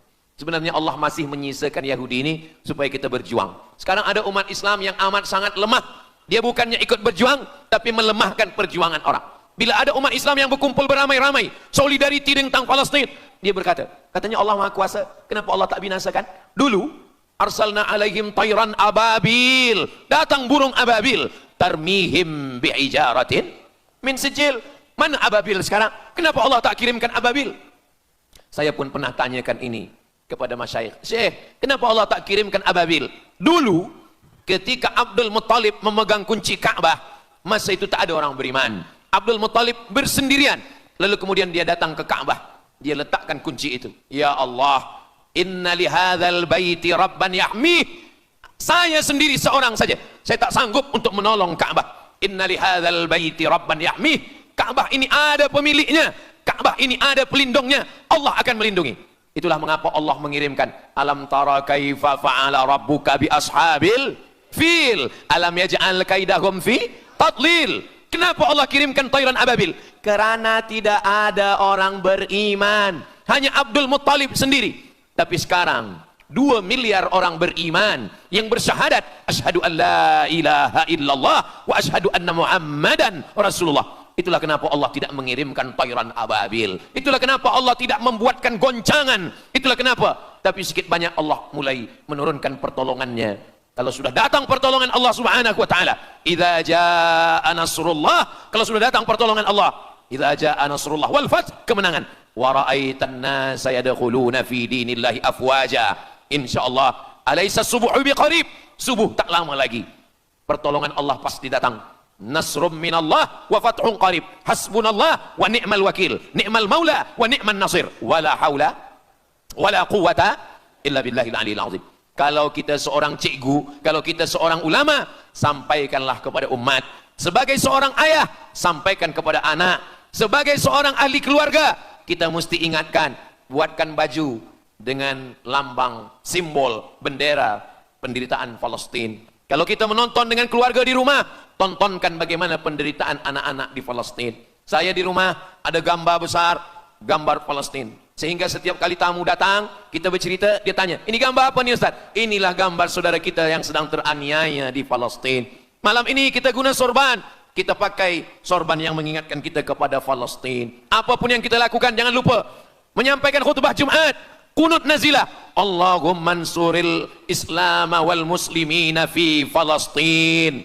Silahul mu'min, ad-du'a silahul mu'min. Kalau kita tiada senjata lagi, maka sesungguhnya doa. Man lam yahtam bi amril muslimin, siapa yang tak peduli kepada penderitaan saudaranya di Palestin, falaisa minhum, dia tidak diakui sebagai umat Nabi Muhammad sallallahu alaihi wasallam. Orang beriman bukan setakat sembahyang subuh, zuhur, asar, maghrib, isya. Orang beriman bukan setakat ditengok berapa kali dia ke Baitullah haji dan umrah, tapi orang beriman bagaimana perasaan dia kepada saudaranya. Maka kata Nabi SAW, la yu'minu ahadukum, kamu tidak beriman, kalaupun kamu beriman, belum sempurna, hatta yuhibba li akhi, sampai engkau sayang kepada saudaramu. Ma yuhibbu li nafsih, sayang kepada saudara seperti sayang pada diri sendiri. Kalau anak saudara kita di Palestina teraniaya, kita lebih teraniaya. Kalau pipi kita dicubit sakit, begitu juga dengan saudara kita di Palestina. Kita memang hidup pada zaman yang susah, yang payah. Beruntunglah datuk nenek moyang kita 100 tahun yang lampau. Mereka selamat dari fitnah ini. Tapi kita pun tak boleh mengutuk nasib. Mengapa saya hidup sekarang? Kenapa kami hidup tahun 1447 ini ya Allah? Tentu ada hikmahnya. Allah hidupkan kita hari ini. Kenapa saya tak hidup zaman Nabi? Kalau ada pemuda belia sekarang datang kepada Ustaz Abdul Somad. Ustaz Somad, kenapa saya tak hidup zaman Nabi? Kalau saya hidup zaman Nabi mungkin saya baik. Kamu yang komplain kepada Allah, Kalau kamu hidup bersama Nabi mungkin tidak ikut Nabi, ikut Abu Lahab, ikut Abu Jahal. Kita dihidupkan Allah hari ini, kita masih bersama dengan guru kita, Al-Fadhil Ustaz Azhar Idrus. Kita masih bersama dengan orang-orang baik, orang mulia. Alaikum bil jamaah. Kata Nabi SAW, man syadza syadza finnar. Jangan bersendirian, sendirian masuk neraka. Kita mesti berjamaah. Alhamdulillah, yang ada kuasa dengan kuasanya, yang ada fatwa dengan fatwanya, yang ada ilmu dengan ilmunya. Bagi penuntut-penuntut, pelajar-pelajar, tonton, buat video, buat apapun yang boleh kita buat, share, gambar, semuanya itu ada tanggung jawab kita di hadapan Allah Subhanahu wa taala. Kullukum ra'in, setiap kamu pemimpin, hadap ke Baitul Maqdis 17 hingga 18 bulan. Sampai akhirnya pada bulan Sya'ban turun ayat, qad nara taqalluba wajhika fis sama', kami menengok wajah engkau menghadap ke arah langit. Fawalli wajhaka syatral Masjidil Haram. Hadapkanlah wajahmu ke arah Masjidil Haram. Lalu Nabi pun menghadap ke arah Masjidil Haram. Selepas itu sahabat datang beramai-ramai menjumpai Nabi Muhammad SAW. Ya Rasulullah, bagaimana saudara kami yang sembahyang, yang sholat 16 bulan, 17 bulan, 18 bulan, dia menghadap ke Palestina. Apakah sholatnya diterima Allah? Turun ayat, wa ma kana Allahu liyudhi'a imanahum. Tafsirnya, wa ma kana Allahu liyudhi'a sholatahum. Allah tidak menyia-nyiakan sembahyang mereka. Allah tidak menyia-nyiakan sholat mereka.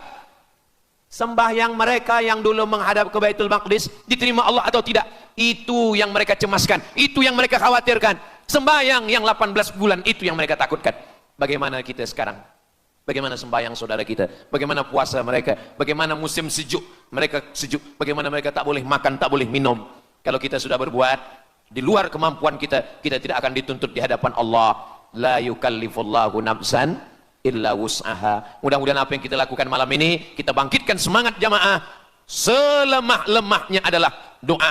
Selemah-lemah kekuatan orang beriman adalah melafazkan doa kepada Allah supaya Allah memberikan pertolongan. Tak ada yang susah bagi Allah Subhanahu wa taala. Itulah yang boleh Al-Fakir sampaikan pada malam hari ini, solidariti kita tentang Palestina. Mudah-mudahan ada manfaatnya. Banyak cakap kata yang tak berkenan di hati, menyinggung perasaan. Saya memohon maaf, beribu-ribu maaf. Mudah-mudahan yang kita lakukan malam ini diridhoi Allah Subhanahu wa taala dan boleh kita bawa bekal menghadap Allah. Bila kita mati ditanya oleh Allah, inilah jawaban kita. Kami sudah berkumpul, kami sudah bangkitkan semangat, kami sudah berdoa, kami sudah menjelaskan bagaimana jahatnya Yahudi di Palestina. Wailun, celaka. Wailun, nama neraka. Likulli humazatil lumazah. Celakalah orang yang suka mengejek-ejek. Kenapa tiba-tiba ayat ini yang Ustadz pilih? Saya udah diejek orang berapa hari ini. Itulah ayat yang saya pilih. Daripada saya mencaci maki di internet, bagus saya bawa ke pengajian.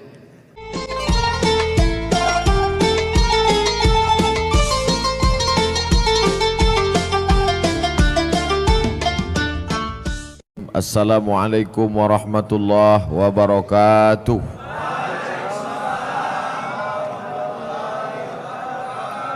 Sama-sama kita bersyukur kepada Allah karena malam ini kita diberikan nikmat istiqamah iman dan Islam dengan mengucapkan Alhamdulillahi Rabbil Alamin.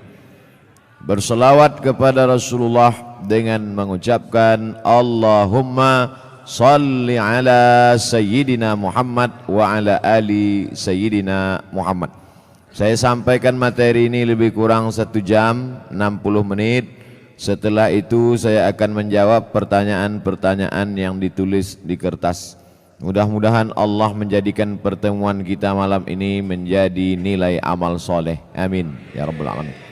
Hadir bersama kita malam ini Al-Mukarram Al-Ustadz Haji Darwin Hasibuan SPDI Qori Internasional. Kemudian para alim ulama, tuan-tuan guru, ustadz-ustadz tak dapat saya sebutkan satu persatu. Ketua beserta seluruh pengurus masjid, yang besar tak dihimbau gelar, yang kecil tak disebut nama. InsyaAllah kita semuanya mendapatkan pahala jihad fi sabilillah. Amin ya rabbal alamin. Bagi yang di luar mohon maaf, tak usah tengok ke dalam ini, tengok aja layar-layar. Tak ada layar, tengoklah ke sini sikit-sikit.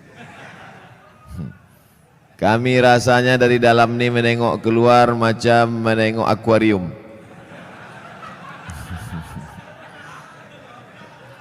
Tapi kami pun yakin dan percaya kalian di luar pun menengok kami macam ikan mas koki. Jadi ternyata kami di luar, kalian di dalam. Kita ini semuanya sama-sama melihat orang dengan cara pandang kita. Kita seringkali menengok orang dengan cara pandang kita, padahal kita disuruh merasakan perasaan orang lain. Betul? La yu'minu ahadukum, kamu tak beriman hatta yuhibba li akhi, sampai kau sayang kepada saudaramu ma yuhibbu li nafsi, sama seperti sayang pada diri sendiri. Apa bukti imannya mantap? Karena dia sudah haji, karena ke Makkah, karena sudah bangun masjid, infak sedekah. Betul? Tapi puncak daripada mengukur iman adalah bagaimana merasakan perasaan saudara kita. Susah dia, susah juga kita. Puncak iman adalah ketika tapak kaki orang tertusuk duri, sakit tapak kaki kita. Nah, itu baru sampai pada puncak iman. Puncak iman adalah ketika sakit anak orang, ikut kita merasakan seolah-olah itu anak kita. Nah, itu baru sampai pada puncak iman. Banyak orang menganggap anak orang anak dia, tak masalah. Yang jadi masalah bini orang bini dia, itu masalah. Baik, malam ini kita akan membaca satu surah dalam Al-Quran yang selalu dibaca imam saat solat. A'udzubillahi minasyaitonirrajim. Wailul likulli humazatil lumazah. Wail artinya celaka. Yang selama ini suka mengejek orang, mencaci maki orang, celaka, robahlah, wail. Wail artinya celaka. Makanya Allah Ta'ala menyebut beberapa orang celaka dalam Quran. Wailul lil mutaffifin, celaka orang yang curang memainkan timbangan. Kalau dia belanja ke pasar matanya tajam, kurang. Kalau dia membaca Quran tak nampaknya mana idgham, ikhfa, qalqalah, gunnah bila gunnah, titik nun macam titik ba. Tapi kalau menengok mata timbangan dipajak, orang Medan bilang pajak, orang Jakarta bilang pasar. Pergilah orang Medan ke Jakarta, mau kemana Pak? Ke pajak. Diantaranya kantor perpajakan.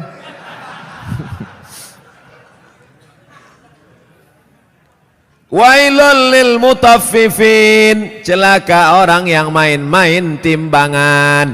Hati-hati tukang timbang pokok sawit, tukang timbang buah sawit.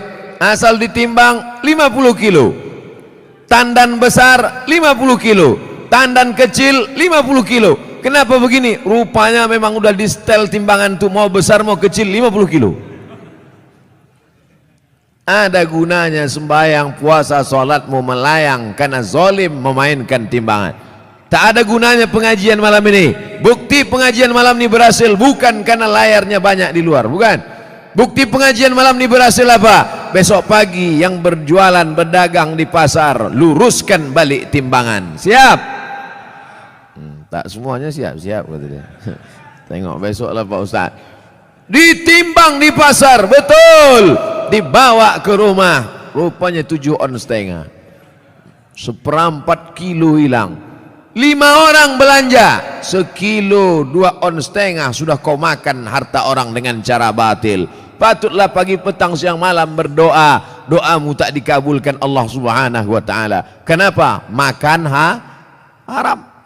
Ustadz nyinggung pedagang aja, singgunglah PNS. Payah kita nyurus akte kelahiran nanti. Maksudnya yang PNS masuk, yang lain-lain masuk juga. Rasakan aja lah sendiri. Jangan mentang-mentang ku bilang timbangan hanya pedagang saja yang kena. Betul? Nah, wailul lil musallin. Kita baru membahas masalah wail. Ayat yang kita bahas wailul likulli humazatil lumazah, tapi digunakan kata wailul lil mutaffifin, celaka orang yang main timbangan. Wailul lil musallin, celaka orang yang sholat celaka. Itu maka banyak orang tak sholat sekarang. Kau kenapa tak sholat? Fawailul lil musallin, celaka orang yang sholat. Orang dulu kalau tak sholat aja. Orang sekarang ini sudah tak sholat pakai dalil pula. Hebat orang sekarang nih. Otak-otak sungsang semua. Kau kenapa tak sholat? Kenapa tak sembahyang? Fawailul lil musallin. Celaka orang yang sholat. Na'udzubillah. Itulah kadang berbunyi HP orang, kita sangka HP orang, rupanya HP kita. Udah mau marah saya tadi. Kenapa masuk masjid hidup HP? Siapa yang hidup HP? Rupanya HP kita. La ilaha illallah Muhammad Rasulullah. Fawailul lil HP. Celakalah orang yang HP-nya menyala. Fawailul lil musallin. Celaka orang yang sholat. Wailul lil mutaffifin. Celaka orang yang curang timbangan. Wailul likulli humazatil lumazah. Celaka. Makna pertama wail, celaka. Makna yang kedua wail, neraka. Ada satu neraka namanya neraka wail. Dua-dua ini apakah dibenturkan maknanya? Tidak. Yang mengatakan celaka orang yang main timbangan, celaka orang yang sholat karena tak khusyuk, main-main pikirannya, celaka orang wailul likulli humazatil lumazah. Betul maknanya, tak salah. Yang mengatakan neraka wail bagi orang yang curang timbangan, neraka wail bagi orang yang sholat tapi pikirannya tak khusyuk, neraka wail likulli humazatil lumazah, juga tak salah. Jadi kalau begitu makna wail dua. Yang pertama celaka, yang kedua artinya nama neraka. Oh, neraka itu ada nama-namanya Pak Ustaz? Ada nama neraka itu sakor. Masalakakum fi sakor. Mengapa kalian masuk neraka sakor? Apa kata penghuninya? Lam naku minal musallin. Kami tak solat. Walam naku nut'imul miskin. Kami tak mengasih makan orang miskin. Jadi namanya pun macam-macam. Banyak pertanyaan.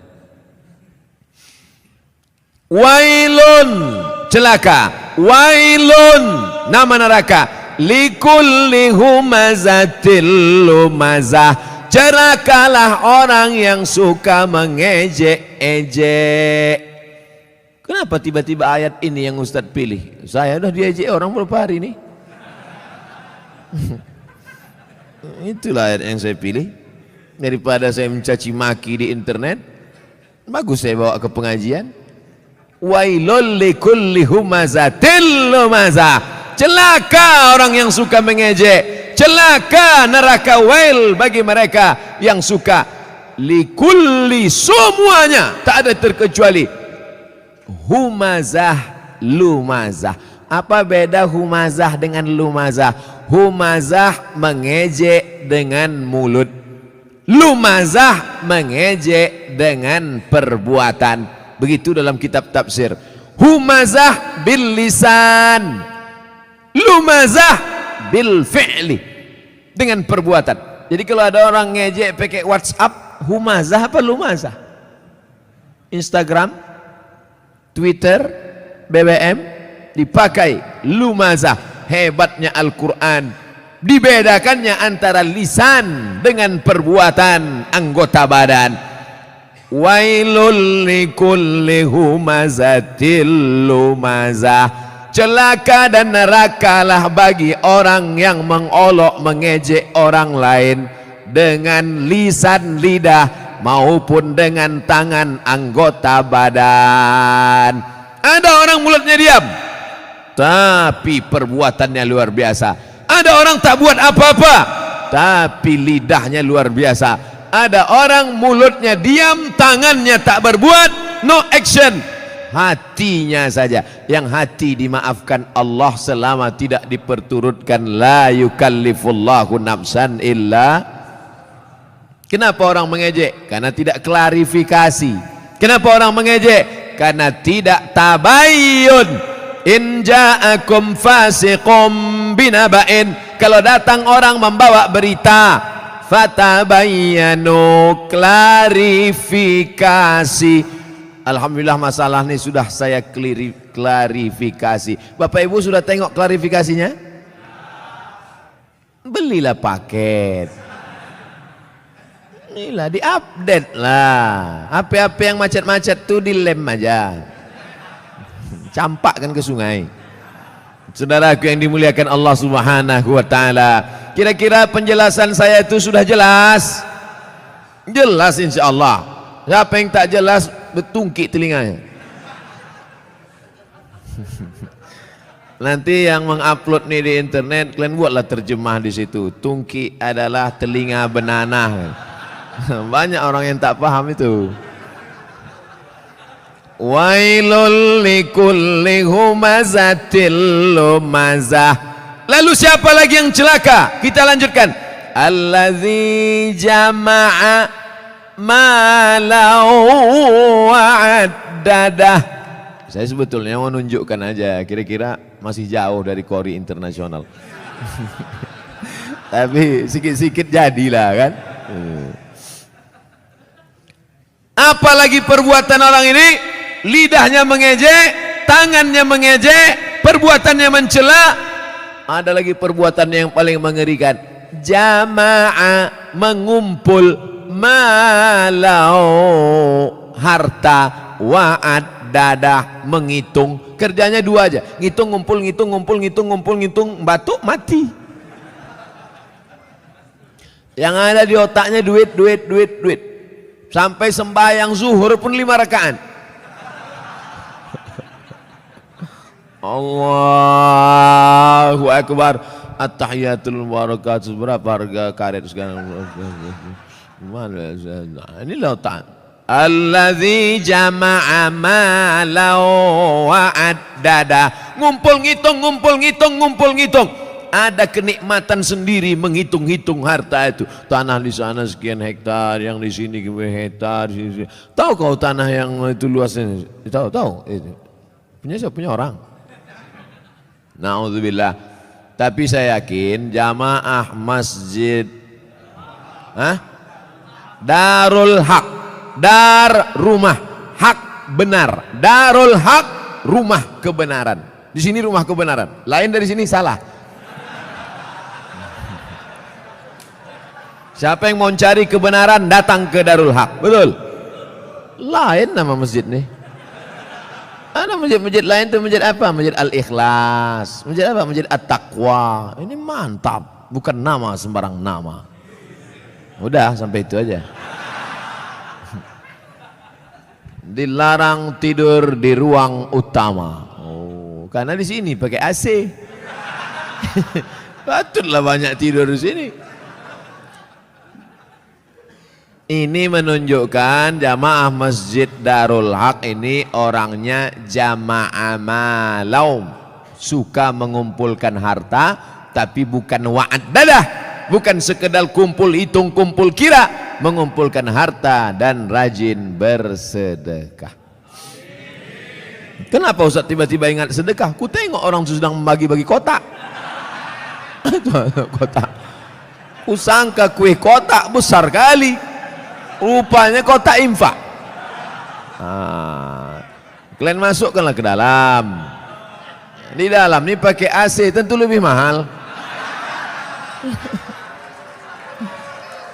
Tepuk tangan orang tua. Begitu rupanya orang sakit hati.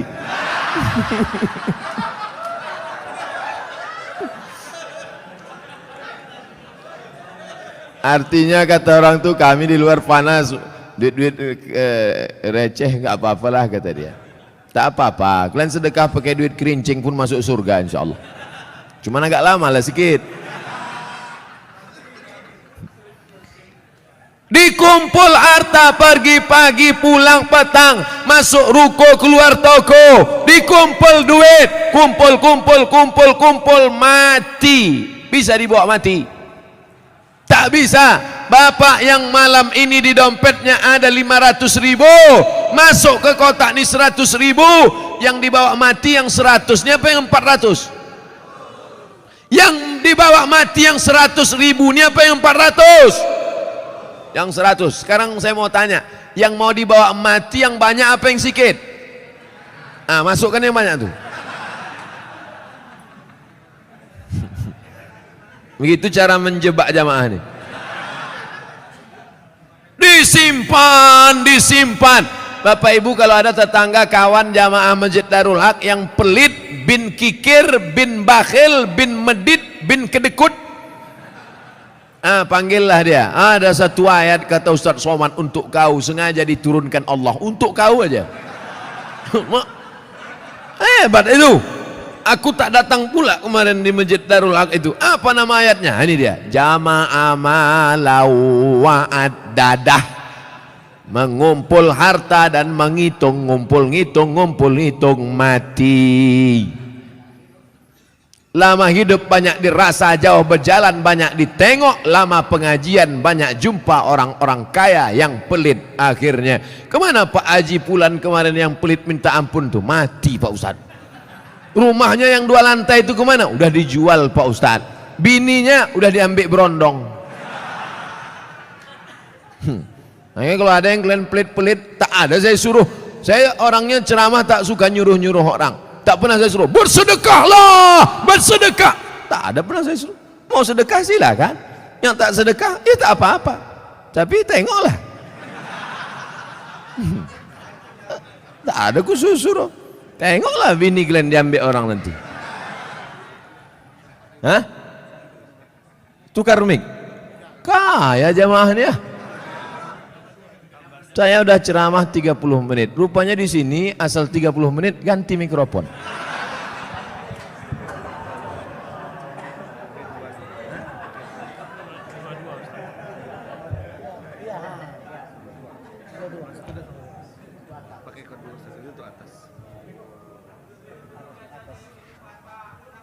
Tes. Tak berbunyi pula. Macam-macam DJ kurasa.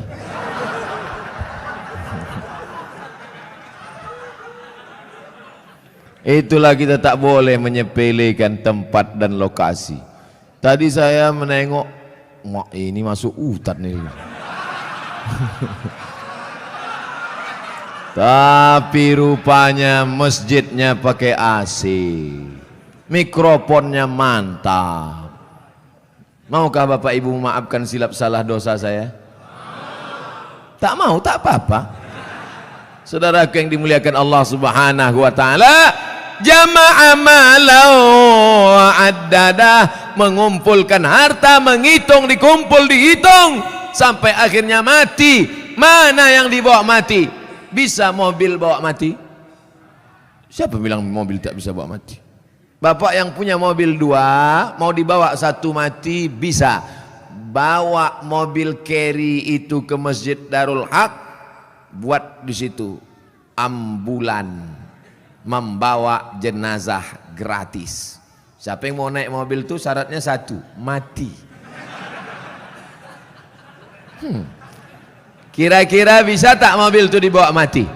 Bisa. Meninggal bapak, pahalanya mengalir. Ini dipajang mobil sampai 2-3, tinggal rumah. Bisa rumah dibawa mati. Koslet ini hampir kesetrum bibir saya.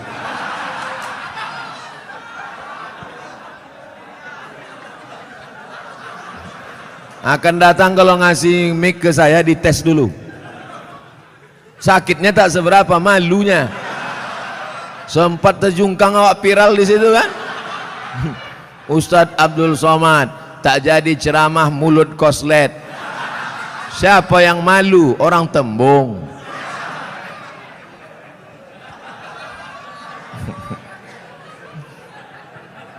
Bapak Ibu yang dimuliakan Allah Subhanahu wa taala, apa yang bisa dibawa mati? Rumah dibangun besar, tinggal. Tapi kau bangun rumah biasa, yang satu kau buat rumah wakaf untuk tahfiz Al-Quran. Setuju? Yang bilang setuju itu yang punya rumah untuk buat tahfiz Quran. Yang bilang setuju belum ada, mudah-mudahan jadi doa. Itulah yang menolong di hadapan Allah Subhanahu wa taala. Yang lain tinggal. Harimau mati meninggalkan belang, gajah mati meninggalkan gading, manusia mati meninggalkan utang. Oleh sebab itu saya yakin dan percaya jamaah Masjid Darul Haq ini adalah orang-orang yang rajin berinfak dan bersedekah. Sehingga kalau sholat di sini saya yakin tenang. Kenapa tenang sholat di sini? Karpetnya tebal. Asli punya masjid nih kan?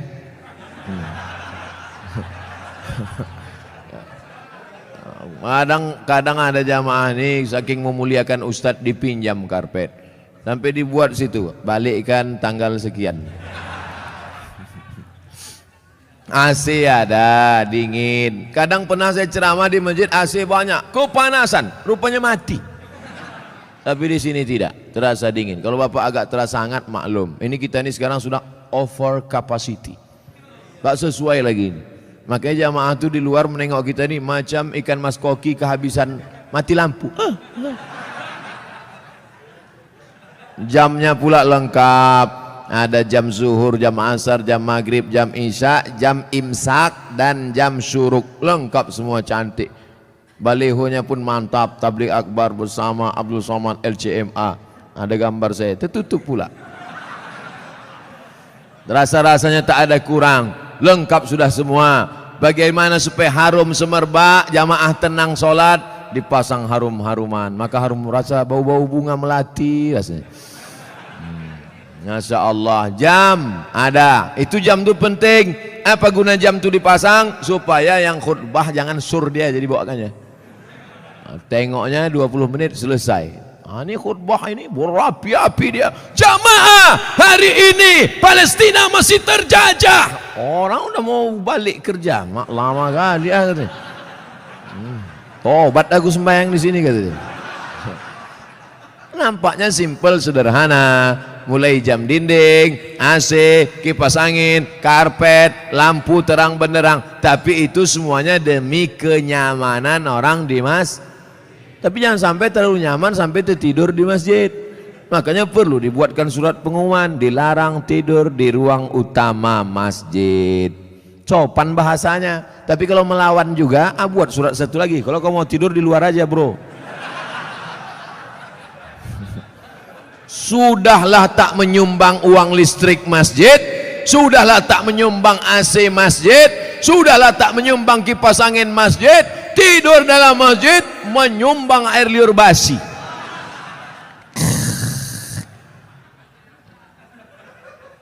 Haram. Kenapa?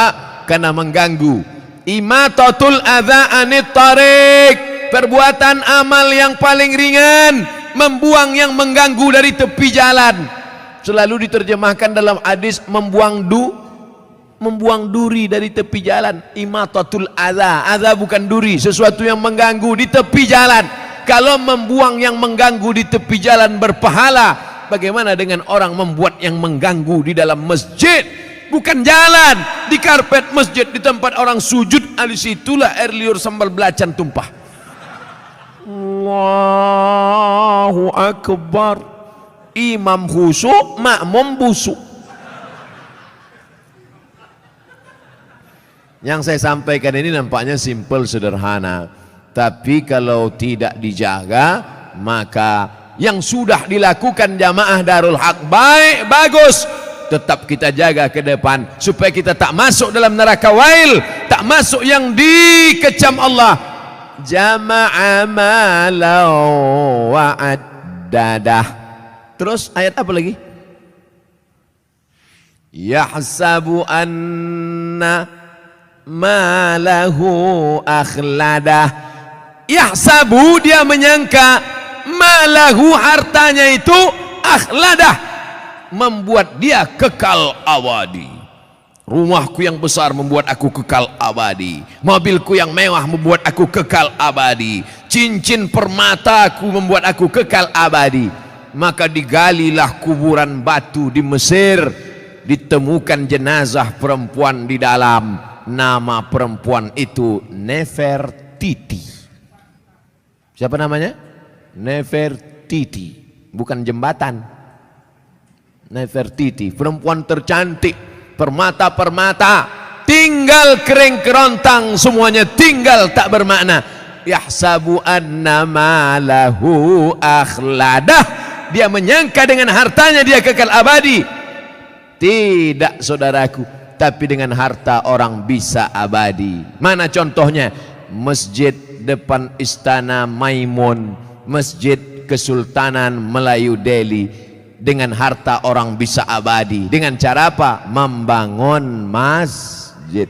Alhamdulillah, Masjid Darul Haq. Siapa yang mewakafkan tanah dulu? Siapa yang mewakafkan atap dulu? Siapa yang mewakafkan? Ini wakaf-wakaf orang meninggal. Saya tak tahu entah siapa yang mewakafkannya, tanpa saya sebutkan namanya.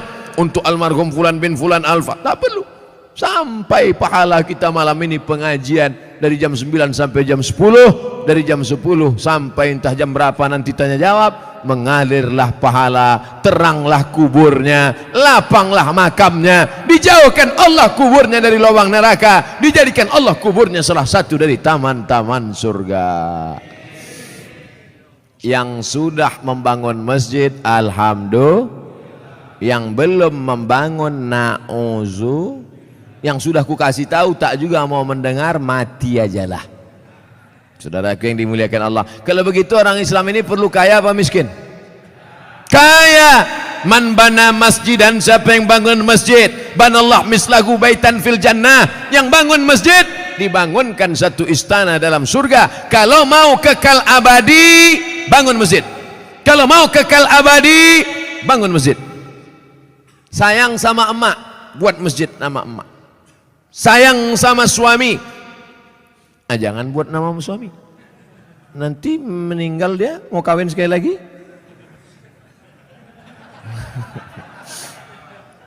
Buatlah nama masjidnya As-Salihin, masjidnya orang-orang soleh. Kau mau sholat kemana? Aku mau sholat ke masjid. Masjid apa namanya? Baitus Soman. Soman itu Allah, bukan saya. Saya ini Abdus Soman, hamba Allah. Ada orang bukan hamba Allah, Abdus Syaiton. Hamba setan. Panggilan set.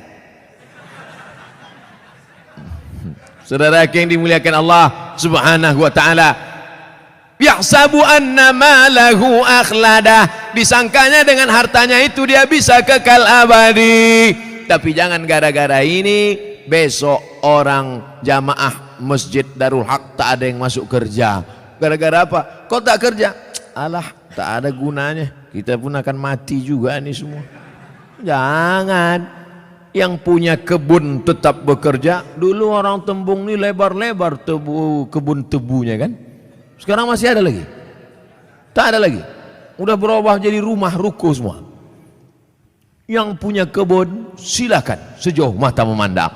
Yang bisnis dagang toko ruko silakan, tapi jangan masuk dalam jama'a malahu wa'addada. Jangan masuk dalam yahsabu anna malahu akhlada.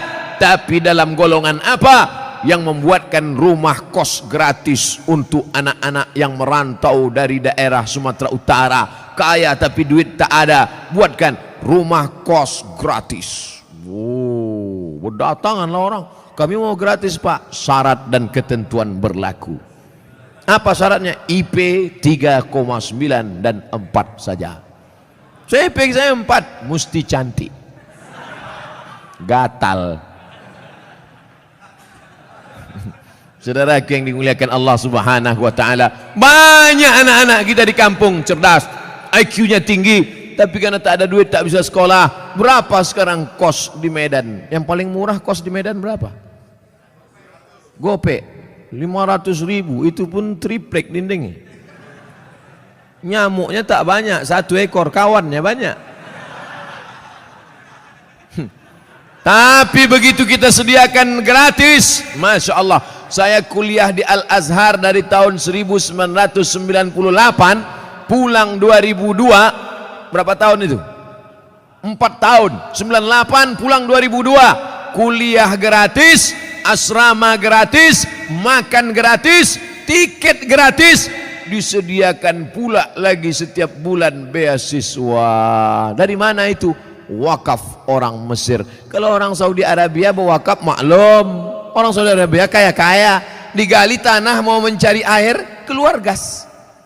Digali tanah mau mencari air, keluar minyak. Tapi Mesir biasa saja. Semangat mereka berinfak, berwakaf, bersedekah luar biasa. Dari kesederhanaan. Kalau ada orang kaya bersedekah, biasa. tapi orang yang sederhana bisa mampu bersedekah, itu baru luar biasa. Kalau bapak-bapak ibu itu biasa di luar. Saudara yang dimuliakan Allah Subhanahu wa taala, wailul likulli humazatil lumazah alladzi jama'a malan wa 'addadah yahsabu anna malahu akhladah. Kalla, tak ada gunanya itu semua. Kenapa? La yumbazanna fil hutamah. Bukan disebutkan dalam ayat itu. Kalla, sekali-kali tidak. Kalla, tak ada gunanya kau tumpuk harta. Kalla, tak ada gunanya kau hitung-hitung harta. Kalla, jangan kau sangka kau akan abadi di dunia karena harta. Kenapa? La yumbadzanna fil hutamah. Kau akan dilemparkan, kau akan dicampakkan. Dalam ayat itu tak disebut kau akan dimasukkan. Dimasukkan lembut, tapi di situ dikatakan la yumbadzanna, lam dipangkal, nun di ujung, kalla la yumbadzanna fil hutamah. Kau pasti akan masuk dalam neraka hutamah. Wama adraka mal hutamah. Allah bertanya tapi tak perlu dijawab. Al-qari'ah, mal qari'ah, wama adraka mal qari'ah, kalla la yumbadzanna fil hutamah. Allah tanya, wama adraka mal hutamah. Kamu yang suka menempuh harta, kamu yang tak mau berzakat, kamu yang tak mau bersedekah, kamu akan dimasukkan dalam hutamah. Tahukah kamu apa itu hutamah? Narullahil muqadah. Nar, api muqadah. Biasanya api itu dipasang bulan Ramadan. Di sini ada, wah, tak habis-habis lah. Syawal, Zulqa'dah, Zulhijjah, hidup terus. Narullah, api yang menyala, al-muqadah. Bagaimana apinya menyala? Allati tattali'u 'alal afidah, menyala sampai afidah, jantung. Menyala sampai ke tangkai jantung. Jadi api neraka itu dia dari bawah. Allati tattali'u 'alal afidah, menyala dari bawah sampai ke jantung panasnya. Makanya orang selalu menyebut sampai ke jantung. Gimana perasaan kau tadi panas? Wah, panas sekali ya, sampai ke jantung kurasa. Sampai mendidih tangkai jantung, mendidih otak di kepala. Ustaz Somad, neraka itu panas apa dingin? Mana aku tahu, aku tak pernah masuk. Memang kita tak tahu, tapi Nabi ngasih tahu. Dia dapat dari mana? Dari Jibril. Jibril dapat dari mana? Dari Allah. Apa kata Jibril alaihissalam? Yablu ka'baihi, ketika api neraka itu sampai ke mata kaki, yaghli biha dimaruhu, mendidih otak di kepala, sampai ke mata kaki, mendidih otak di kepala. Jadi berapa derajat Celcius itu Pak Ustadz? Kau bertanya apa nyari pasal? Orang cerita otak mendidih, dia nanya derajat